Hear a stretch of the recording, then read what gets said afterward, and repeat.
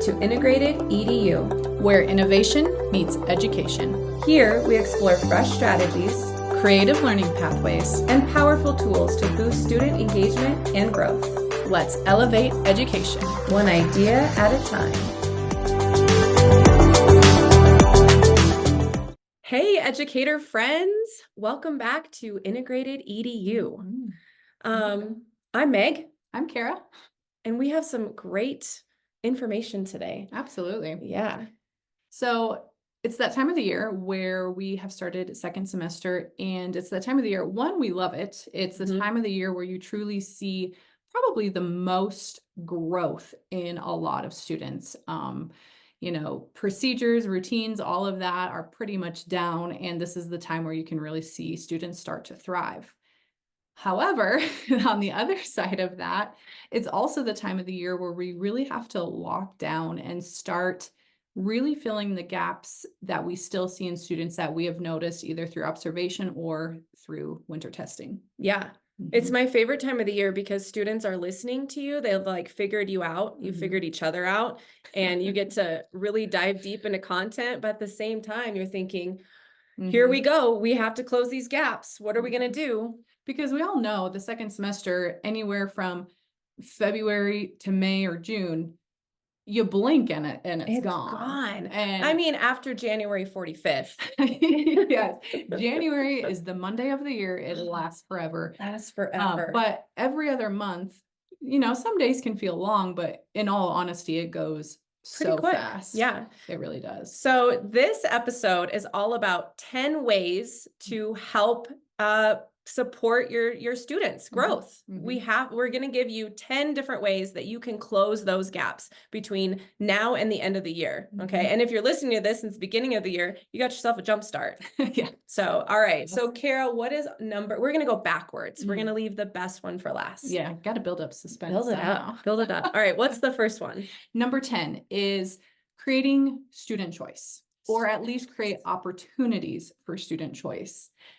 Now, when we say that, I don't want people to go roll their eyes. We've already heard this before. When we say student choice, we mean guided student choice. It is not a free-for-all in our classrooms. It is not a free-for-all in our instruction with what kids are learning or what they are doing. However, within the content or the lessons they were teaching, we tried to provide at least guided choice for our students and how they might be showcasing their knowledge or how might they be accessing the information. Absolutely. So thinking back to pathways that we talk about all the time, what are some ways that you can put in for that to give your students choice in the way that they're showing their knowledge of that? Absolutely. All right. A great example of that, we just had natural disasters before Christmas. They wrapped up all their learning, and students got choice in how they presented their information. Some of them wanted to act it out and be like a real-time reporter in the midst of their disaster. So they created a whole presentation and, became this character, which is amazing. Others, they wanted to do it more presentation style with Google Slides. Totally fine. What was another one? They had they were doing a news reporter. They were taking interviews. They were doing an interview. So they had to write up questions and interview someone in the class or bring in someone. So giving them that choice around that content. Yeah. So just a great way, very simple, but very guided in how they could present their information, but they felt they had way more ownership, and then in presenting it, they feel way more confident as well because it's a pathway or a choice that they felt best. Yeah. So, yeah. All right. Number 9. Engaging. I thought you were going. That was funny. We you were going. Number 9 is engaging your hard to reach students. Okay, you guys, it's, hey, 3rd grade, it's math time. Go ahead and get your whiteboards and your markers. And what happens? Can I go to the bathroom? Every time the student needs it, they need a drink. They go to the bathroom, they forgot something, or their tummy starts not feeling good all of a sudden. Yeah, all of a sudden they need a nurse, and you're like, what is going on? Okay, so those are your hard to reach students in that content specific area, because they might be thriving in writing. They want to stay for all of that. So thinking about how can you provide these different pathways during your different content to keep those students in your classroom from not wanting to go to the bathroom or all of a sudden having this magical tummy ache. So thinking, okay, well, this student really enjoys movement, or maybe I need to bring in some more visual arts piece in writing or in math, giving them that pathway to engage them in what you're learning. Absolutely. Math especially, it can be one where it seems like a little bit more like sit and get, or just like a lot of paper pencil or whatever.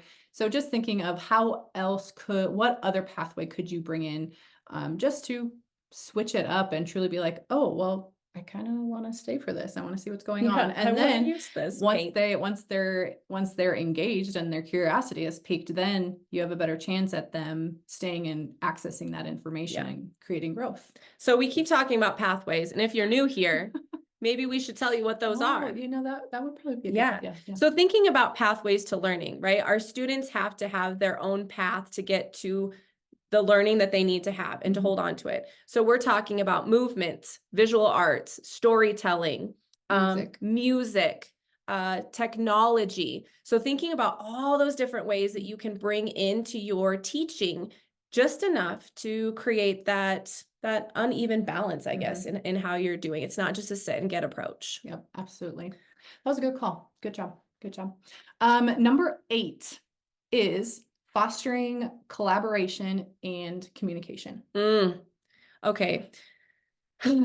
So thinking about where our students are coming, we need to help them communicate with each other. Yes. We need to foster communication. We need to think about how are we going to collaborate with each other, and not communicating over a screen. Like being able to communicate face to face, using your words and intellectually, I guess, as well. Just an important piece of teaching kids how we can have good, deep, important conversations with one another, and just creating an environment and opportunities to do so. So thinking about asking clarifying questions, what does that look like? When you don't agree with someone, how can you respond respectfully? Thinking about sharing a same thought, but adding on to it. When you're working in group work, if you're a leader part, how can you take the lead and help each other's grow while including everyone? Or if you're someone that sits back, what can you bring back to the team? So all these things we need to help our students learn, because they're life skills. They are life skills that they're going to need forever. So building those communication skills inside of the content that you're teaching gives them that ability to hold on to that. Absolutely. All right. Next one. Number 7, real world relevance. Oof. Okay, but when you started teaching, it's always like, how are you going to tie this to real world? Why do I need to understand how to break fractions? You have kids that need to know that. Well, it makes sense. They want to know why we're doing the things that we're doing. It's, it just reminds you of like the little kids, why they're like, why? It's still the same. Big kids are still the same. It's just they may cover up the why part, but in their brains, that's exactly what they're thinking. They may be like, why is this lady trying to tell me this? And there's a second side to this. Not only do we want to know why we're learning something, but the other side of it is we want students to remember what we're teaching them way into their years. I think about the relevance of understanding our world. We teach continents, and we teach different cultures around the world. Just having that background knowledge and understanding our real world around us is so important. One example I can think of is we were teaching forces in motion. And it is extremely difficult concept for younger kids. It's difficult for big kids. And so getting them started, we had a class, both of us, our whole grade level, they were very into sports. That's what motivated them. And so when we started that, we actually found articles on, football and basketball and all these different sports, and how baseball was one as well, and how all of these components with forces in motion are in these games. And then, we put other things with that as well, but it's a great way to show, hey, this is actually in the real world. And the second we showed them that, they were all in. They were like, oh, that's cool. We took a basketball star and how he almost defies gravity when he goes to take a shot. And they're like, wait a minute, we understand that. Now they've understood it at a deeper level, which, you know what? Now when they're watching basketball, they'd be thinking about forces in motion. Yeah, absolutely. Absolutely. All right. moving on. We're trying to go through these a little quick because we have 10. But number 6, encouraging creativity and critical thinking. I love that. It's so I good. love, first of all, the creativity piece, because I feel like in today's education, things can get, we try to go so fast through things that that's the piece that we take out right away, because it's just like, take this test, fill out this paper, do this worksheet. I'm going to give it a grade. You're going to take another test. Like, it just, the creativity piece, I feel like it's taken out. And 99% of the time, that's what the kids need in order to express their learning, or even to take in the learning as well. Yeah. And you think about that out of the box thinking, not only for our students, but for us as educators, taking a scripted curriculum and teaching what we need to teach, but how can we be more creative for ourselves and then in turn give it to our students? So out of the box thinking for them makes it more fun for me to teach. What are they going to come up with? Thinking about, back to one of ours when it talks, how are they going to show their knowledge? That creativity piece is just, it's good. Yeah. All right. Yeah. That's a big one. Number 5, halfway there. I know. It's awesome. Yes. Promoting that differentiation. Differentiation is huge in our world. Huge. How are you going to differentiate your lesson for the 25 students in your classroom? Well, in all reality, you would probably have 25 different lessons for one subject that day. But that is, Yes, it's, doing that is not realistic. However, when implementing learning pathways into your lessons on a daily basis, you are naturally differentiating your lessons automatically to reach those students. Yeah. And gone are the days of taking home lamination and cutting them out during your favorite show on Sunday afternoon. You don't have to do that anymore. We don't have time for that. Well, we probably have time. I don't want to do it. And so you're thinking about your centers, right? If you're elementary ed and you're cutting out these centers and you're trying to switch them up and you're trying to do more so they stay engaged and stay with that differentiation piece, while you're trying to have one small group with you teaching them something. If you're incorporating different pathways of learning, you're naturally meeting all of those different kids in your classroom, because you're going to have, if you have 25 students, 5 of those students are going to benefit from movement. Well, the other of the 15 of them are like, all right, I kind of get this. I'm going to roll with this one. So thinking about how can you switch up your instruction so that it just is naturally differentiated and you're not cutting lamination out on the weekends. I also think of our older kids as well, because you think when we get into the higher ed, a lot of times those kids are given instruction in the same way in every single class, every single day. And that modality of a teacher lecturing and a student taking notes, the likelihood of a majority of those students understanding and processing that information and actually understanding it is very low. So even though we're doing pathways with our younger students, we also have to be doing pathways for our older students as well. They also need differentiation. Those high school, junior high kids, they learn differently, just like the elementary kids do. And we cannot forget that just because they're a little bit older, that they no longer need the differentiation, because that is not true. They're going to need differentiation no matter their age, no matter the grade, no matter the level. I need differentiation. As an adult, Yeah, I want you let's sidestep here. We're going to professional development. What's the first thing that you do as an educator? You roll your eyes and you're like, all right, I'm going to get some work done. But if you're engaging me in a different way, rather than just a speak and understand situation or a sit and get, if you will, I'm going to be more apt to pay attention because you're hitting different pathways for me as a learner. So just thinking about how can you meet your students in just a different way, then it ties back to you're being more creative as an educator, which then in turn differentiates for your students. It's a win-win. Absolutely. Absolutely. And along with the differentiation, when that is occurring, it's leading to our number four, which is promoting long-term memory. Oof. And I might even go a step further and say long-term understanding. Because we just came across recently, someone had written this up on a social media platform about just in general, they were frustrated because they felt the schools now were not truly giving their student opportunities to learn and be successful. They were just trying to teach them how to memorize and pass the test. And that got us. It did. That We took him. got us. That could be a soapbox. That could be a whole nother soapbox. But when you look at it, it is a little bit true because, you know, that's the situation might be is they're not being provided different pathways. And when those pathways are not being given to students, it is literally they're spitting it out for a test and they're forgetting it later. Yeah. I'll say for one, I was definitely one of those students. I was excellent at memorizing information and then forgetting it later. I could ace the test.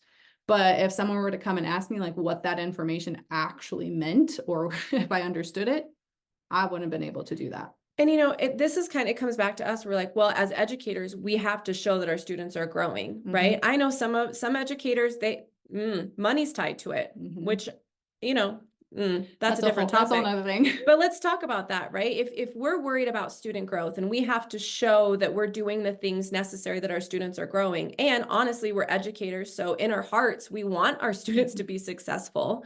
And now we're resorting to things like, all right, I'm going to give you 4 tries to pass this multiple test, and there's only 4 different options. So at one point in time, you're going to pass. And I think what it comes down to is if we become more creative in our pathways, in our instruction, we've differentiated for our students, and now they're holding on to that information because we're putting it to real world, you know, we're giving them content that makes sense in a way that they understand. You don't have to worry about them passing the test anymore because what's going to happen is they're already going to know. All you have to worry about is how to make it work on your computer. Absolutely. And administer the test. Yeah. Well, and then that comes, we could get a soapbox on the whole assessment piece as well, but, you know, also reflecting on how you're assessing your students and is it purposeful in the way that it should be in assessing a student's true knowledge and understanding. But we'll pause that button right there.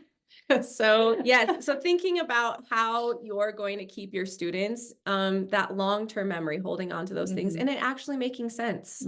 Yeah. All right. Number three. And honestly, these last couple, they just kind of tie into one another. Weird. Number 3 it's is all integrated together. I see what you did there. Thanks.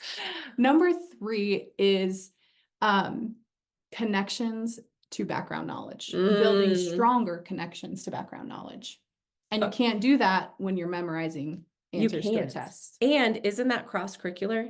Isn't that what we want? You know, I don't know but if this works out when where you're teaching at, but we've all heard this. If 4th grade would have taught this better, they would know it in 5th. No, you guys, that's not how this works. You know, if elementary would have, then the junior high could have. You know, but we need to be thinking about how can we access our students' background knowledge to tie it to something. Here's how the brain works. You have to tie it to something in your brain for the next spark to hold on to. So if you're learning about something, your content is about continents and they have some type of background knowledge with that, and then you're providing them new information, the chances and probability of them holding on to that is far more. And then your students are walking away with all of this knowledge. And you're thinking, you know, in that junior high school, some of this content has been hit on. So thinking of, like she said, using pathways in order to access that background information. Because if you just point out blank, ask them, every kid is going to be like, meh, I don't know. I don't remember. But like, using a pathway to, again, you know, bringing out that creativity, making it a little bit more engaging. So that way they can actually provide you with a clear view of what their background knowledge is. You're literally building bridges for your students. You're connecting all of it together. It's purposeful. Absolutely. All right. Number two. We're almost to number 1. I know. I'm very excited for this. It's been awesome. It has. All right. Number 2 is to support diverse learning styles. I think we could just leave it at that. That's all you really need. Listen, we need to support the different students in our classroom. Again, it comes back to that whole differentiation piece Yes. and the creativity piece, and because every student learns differently, hence why we are calling these learning pathways. Yes. Because we are trying to give and provide every student a chance for success in the classroom. And here's what it is. Let's say your class is full of 25 kids and you know for a fact that Johnny loves movement. Johnny loves to move. He's Johnny always needs it. Johnny needs to move.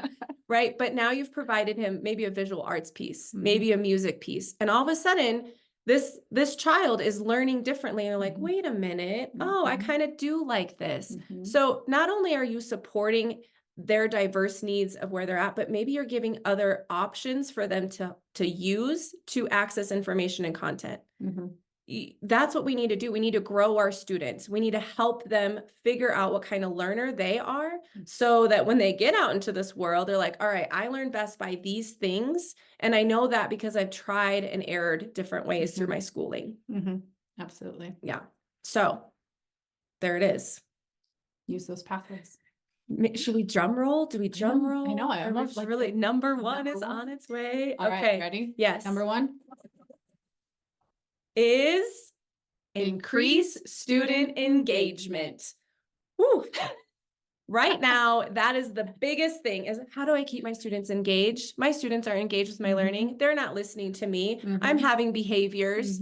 Listen, you guys, if you provide your students with a different creative way to engage them, music, movement, visual arts, storytelling, technology, they're engaged.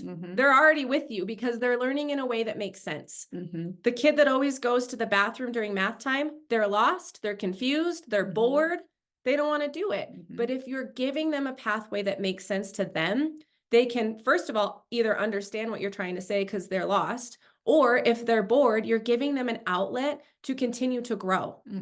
You're naturally differentiating for them, which then in turn engages them in your lesson. It's all integrated together. Absolutely. The biggest thing we hear when we are out speaking at all these different conferences and we're in schools is we're having a hard time with student engagement. Our students are not engaged. That's probably the number one thing that Number one. And, you know, it comes back to, well, we have technology. Yes, technology is a pathway for us, but when we speak about technology, we're thinking of it purposefully.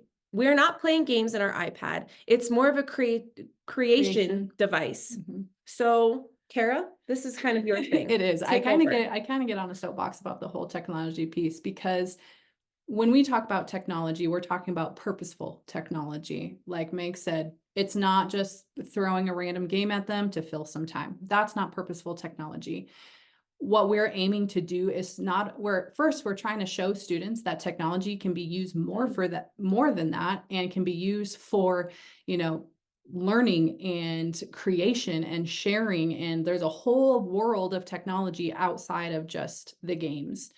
And then the second thing is showing them the power of technology when creating and sharing pieces of learning, and how that can also impact others to help them grow and learn, become a better student, or whatever it might be. So it's just, I'll try not to go too high on the soapbox, but when we say technology, we're talking about purposeful technology. And we don't want that to get confused of just handing a kid an iPad for 20 minutes. Yeah, to engage them. Yeah. Yes.